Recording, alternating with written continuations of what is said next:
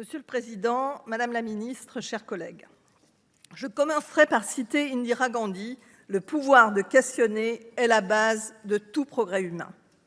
Les Français se questionnent, ils nous questionnent, nous législateurs, face à la fin de vie, à la douleur. Nous abordons ce débat dans cet objectif de progrès humain et avec la prudence qui s'impose. La question de l'aide à mourir n'est ni nouvelle ni improvisée. Dès le XVIIIe siècle, Rousseau disait « De violentes douleurs du corps, quand elles sont incurables, peuvent autoriser l'homme à disposer de lui. » Alors, face à la maladie et aux souffrances induites, la loi consacre le droit à des soins palliatifs en 1999.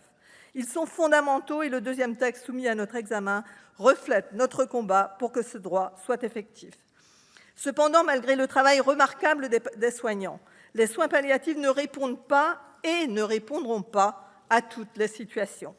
Depuis 2016, la loi Claeys-Leonetti offre une sédation profonde et continue pour les derniers moments de notre existence.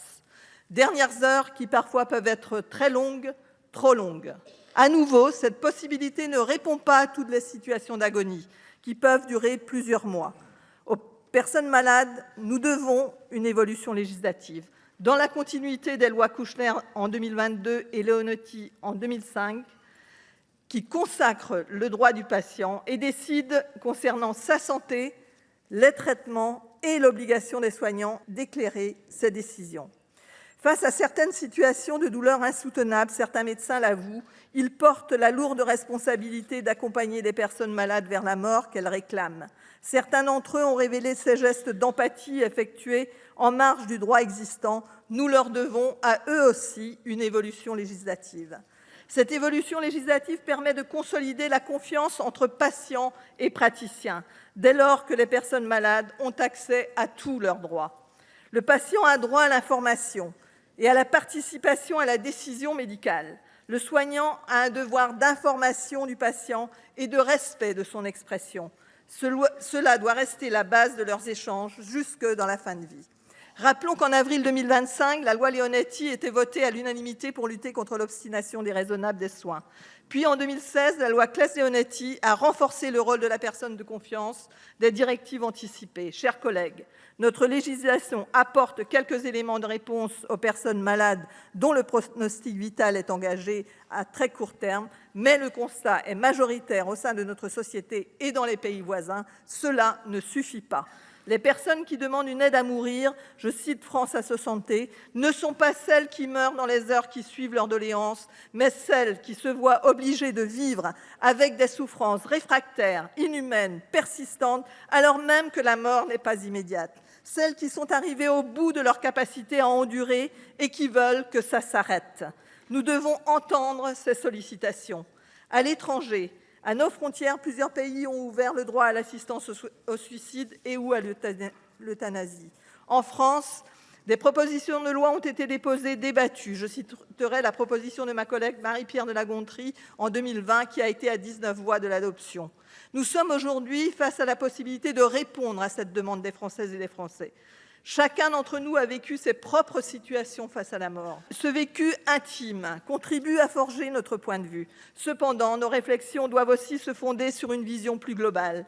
Le remarquable travail fait dans le cadre de la Convention citoyenne à la demande d'Elisabeth Borne a rassemblé 184 citoyens tirés au sort. Ce travail nous oblige. Au terme de leurs travaux, 76% d'entre eux estiment nécessaire que l'aide à mourir soit ouverte pour mieux répondre à des situations de fin de vie insuffisamment couvertes par le système de soins actuel, même amélioré, alors que seuls 23% d'entre eux jugent le cadre actuel suffisant. Aussi, dans son avis 139 en 2022, le Comité consultatif national d'éthique estime qu'il existe une voie pour une application éthique de l'aide active à mourir, et ce en mettant en avant deux principes fondamentaux, le devoir de solidarité envers les personnes les plus fragiles et le respect de l'autonomie de la personne. Nombreux sont les rapports, dont ceux du Sénat en 2021 et 2023. J'ajoute à ce socle de réflexion les multiples auditions que nous avons conduites, celles des rapporteurs qui ont porté une vision que nous avons complétée au groupe socialiste par des auditions de personnes ayant des avis plus divers. À la lumière de ces travaux, il est évident que le statu quo n'est ni neutre ni protecteur. Je tiens à partager une des phrases du député Falorni qui résume le débat auquel nous faisons face sur ce texte. Que veut dire vivre quand vivre n'est plus que souffrir, sans espoir de guérison?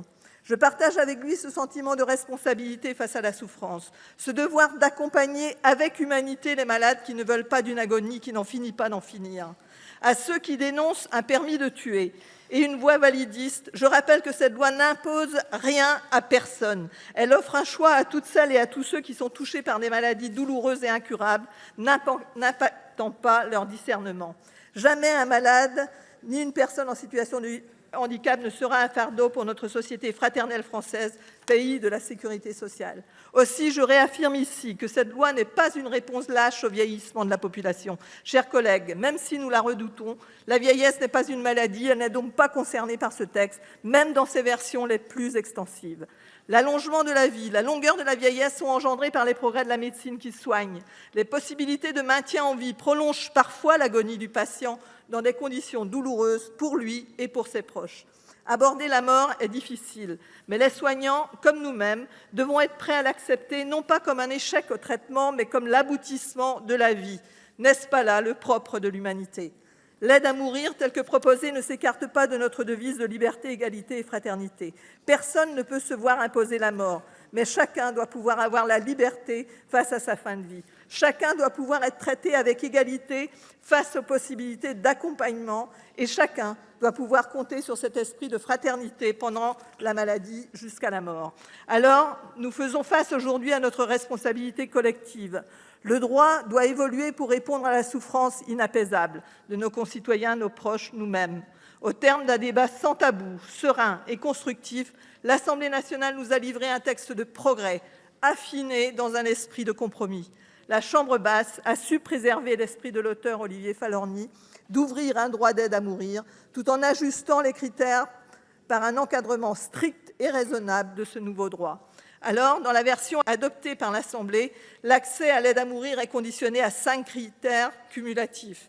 Avoir 18 ans et être de nationalité française, être atteint d'une affection grave, incurable, qui engage le pronostic vital en phase avancée, c'est-à-dire entrer dans un processus irréversible, marqué par l'aggravation de l'état de santé de la personne malade qui affecte sa qualité de vie ou en phase terminale. Présenter une souffrance physique constante, liée à l'affection, soit réfractaire au traitement, soit insupportable pour la personne, et être apte à manifester sa volonté de façon libre et éclairée.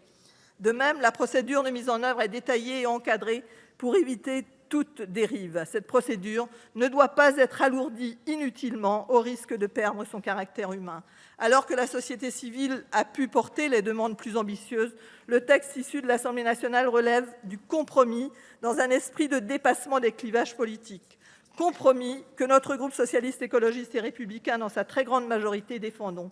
Or, le pas de côté que la Commission des affaires sociales fait en proposant une assistance médicale à mourir n'est autre qu'un rappel de la sédation profonde et continue jusqu'au décès, déjà existante dans la loi Claes-Leonetti. Ce faisant, elle vide le texte et nous fait sortir de l'esprit de compromis et du texte de l'Assemblée nationale. La présence de l'officier de police judiciaire fait peser le soupçon sur une décision médicale et sur la volonté du patient. Elle vient ôter toute humanité à ce moment si personnel et intime. Je formule le vœu que notre discussion conduise à une version du texte améliorée, mais qui rétablisse l'esprit du texte voulu par les Français et Françaises et porté par le texte du député Falorni. Fermer le débat par précaution excessive, comme il en résulte du texte voté en commission des affaires sociales du Sénat, c'est laisser perdurer des situations insoutenables d'une fin de vie sans humanité. Si nous n'ouvrons pas ce droit pour toutes et tous, nos concitoyens s'orienteront, et s'orientent déjà d'ailleurs, vers des alternatives non réglementées, moins fiables, plus coûteuses et réservées à ceux qui ont les moyens. Je choisis d'avoir la foi en ce débat en me souvenant des votes de la proposition de loi socialiste par ma collègue Marie-Pierre de La Gontrie.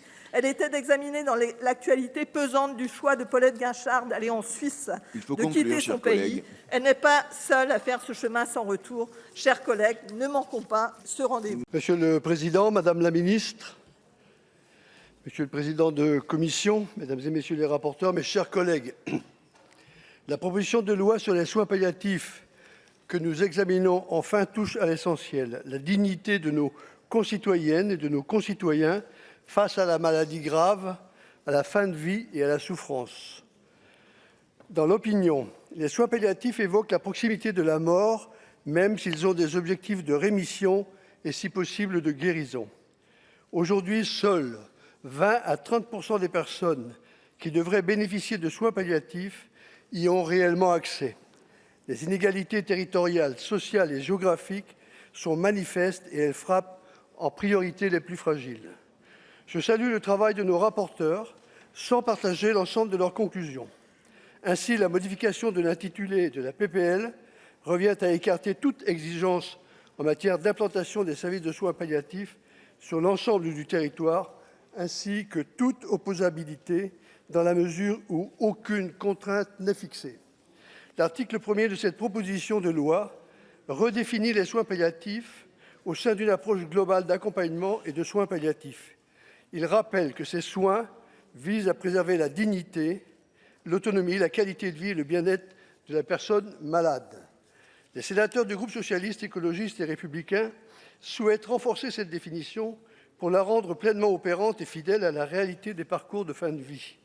C'est le sens de nos amendements, rappelant explicitement que l'accès à ces soins doit être garanti, quel que soit le lieu de vie ou de soins, y compris en établissement médico-social, en hôpital de proximité ou à domicile. Trop souvent, les soins palliatifs restent concentrés dans quelques grands établissements hospitaliers, laissant de côté les EHPAD, les territoires ruraux et les patients accompagnés chez eux. La persistance des déserts médicaux aboutit à un écart d'espérance de vie de 2 ans de moins pour les habitants du monde rural et de décès qui surviennent faute de services d'urgence et de proximité. Nous savons également, tenus à souligner par amendement, que les soins palliatifs ont aussi des implications pour l'entourage. Accompagner une personne en fin de vie, c'est aussi soutenir les proches, les aidants, les familles confrontées à une épreuve humaine et psychologique majeure. L'accès aux soins d'accompagnement doit être garanti quel que soit l'âge, la pathologie ou la condition sociale. Les inégalités sociales de santé ne disparaissent pas en fin de vie, elles s'y aggravent parfois. J'insiste sur la nécessité d'une prise en charge globale, mais aussi personnalisée. Plus de 80 % des Français souhaitent finir leur vie chez eux. Seuls 25 % le peuvent aujourd'hui. Il est primordial que les professionnels de santé et les professionnels de l'accompagnement social et humain soient bien formés. L'article 2, relatif à l'organisation territoriale des soins palliatifs, confie aux agences régionales de santé un rôle central de coordination des acteurs sanitaires, médico-sociaux et sociaux. Nous souhaitons, par amendement, que cette organisation prenne pleinement en compte les spécificités des territoires, notamment les territoires ultramarins, insulaires ou isolés. L'article 4, qui crée un droit opposable aux soins palliatifs, a été supprimé en commission. Il constitue pourtant une avancée symbolique forte. Il affirme que l'accès à ces soins n'est pas une faculté, mais un droit fondamental. Nous proposerons son rétablissement en séance, tout en rappelant la responsabilité des ARS dans la planification de cette offre, notamment par son inscription explicite dans les projets régionaux de santé. L'article 5, qui assure une loi de programmation pluriannuelle des soins palliatifs, a lui aussi été supprimé en commission, alors qu'il est indispensable. Il inscrit enfin cette politique dans le temps long avec des objectifs, des indicateurs et une trajectoire financière. L'article 7 précise les crédits de la stratégie décennale à hauteur de 1,1 milliard d'euros. Cet effort budgétaire est insuffisant. Entre la création de nouvelles unités, le renforcement de l'hospitalisation à domicile, le développement des équipes mobiles, la formation des professionnels et le soutien aux bénévoles d'accompagnement, les besoins sont immenses. L'article 10 crée les maisons d'accompagnement et de soins palliatifs. Il faut un programme de création sur l'ensemble du territoire.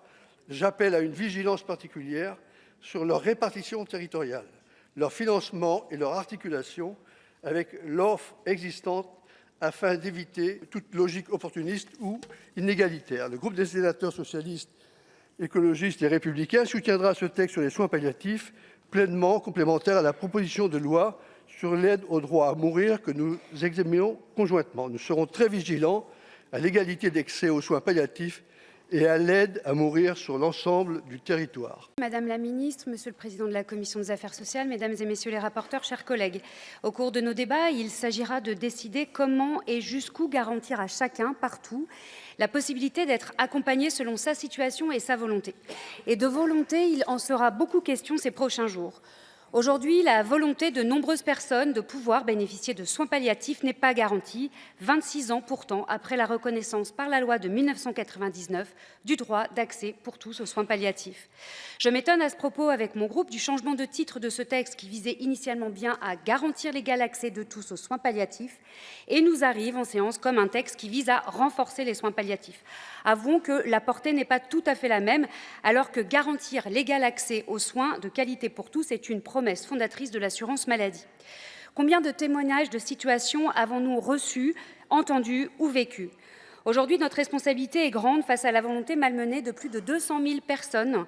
Ils seront 20% de plus à l'horizon 2040 et 5 000 enfants, 5 000 qui n'ont pas accès aujourd'hui aux soins palliatifs. Ces enfants qui sont eux aussi concernés, même si cette situation nous est insupportable. Seulement 30% d'entre eux bénéficient d'une offre de soins adaptée. La Commission des affaires sociales a souhaité renforcer leur prise en charge en appelant notamment à la mise en œuvre de la stratégie décennale en la matière qui prévoit la création de 2 unités par région pour ce public si particulier que sont les enfants. Il nous faudra être vigilants sur les moyens qui y seront vraiment alloués lors de nos discussions budgétaires prochaines. Ce texte, pourtant dense, reste cependant quelque peu silencieux sur le soutien psychologique à ces enfants et leurs familles. On parle en effet de petits frères, de sœurs, du même âge parfois et du cercle familial plus largement qui fait face à une situation dramatique et qui exige un soutien sans faille. Je regrette ainsi que les 2 amendements que mon groupe a déposés sur ce sujet ô combien essentiel n'aient pas passé les fourches codines de l'article 40 de la recevabilité financière. Des moyens donc, il sera question ensuite dans mon propos. Déjà pour rappeler que si Madame la ministre a souligné la dynamique des efforts budgétaires annoncés, avec une augmentation de 1 milliard d'euros prévue, cela doit être mis en perspective avec la hausse des besoins en soins d'accompagnement. Cette dynamique permettra-t-elle de rattraper le retard accumulé tout en répondant à la demande grandissante dans les années à venir et ce, d'autant plus que, comme le soulignent nos rapporteurs et de nombreuses personnes auditionnées, les données sur les soins palliatifs restent parcellaires. Ensuite, la suppression de la loi de programmation financière qui avait fait son chemin à l'Assemblée ne me semble pas aller dans le bon sens. Au prétexte que la loi de programmation grand âge prévue par la loi Bien vieillir de 2024 actée n'a jamais été déposée, devrions-nous renoncer à l'inscrire ? Déjà essayé, déjà échoué, peu importe, essayons encore. Une loi de programmation n'est pas, je crois, une illusion de garantie. C'est un marqueur important. Le pragmatisme dont a souhaité faire preuve la Commission des affaires sociales me semble un peu trop raisonnable à l'heure où nous avons besoin de visibilité et sécurité dans les moyens déployés pour les soins palliatifs. Stratégie décennale et loi de programmation se complètent. Il s'agit de la parole et des actes. J'y souscris d'autant plus, qu'une loi de programmation est débattue au Parlement quand une stratégie décennale n'est élaborée que par le gouvernement. Il me semble que le Parlement doit pouvoir conserver cette possibilité. Et lorsqu'il s'agit de moyens, je pense évidemment aux moyens financiers, mais surtout humains. L'avis du Comité consultatif national d'éthique et de la Cour des comptes en juillet 2023 soulignait que ce n'est pas seulement faute de moyens financiers que le droit aux soins palliatifs, pourtant consacré depuis 3 décennies, n'est pas une réalité, mais aussi à cause de problèmes structurels d'organisation ou de la reconnaissance des métiers et de la culture palliative qu'il faut renforcer. Nous aurons l'occasion d'en discuter au cours de l'article 8. Je conclurai en rappelant qu'à l'heure où la part des aidants en secteur rural est passée de 45% en 2020 à 30% aujourd'hui, à l'heure où des territoires ne disposent encore d'aucune réponse en matière de soins palliatifs, aucune place ne doit être laissée dans cette période de vulnérabilité à une logique de marchandisation pourtant grandissante, car elle se niche là où tout le reste fait défaut.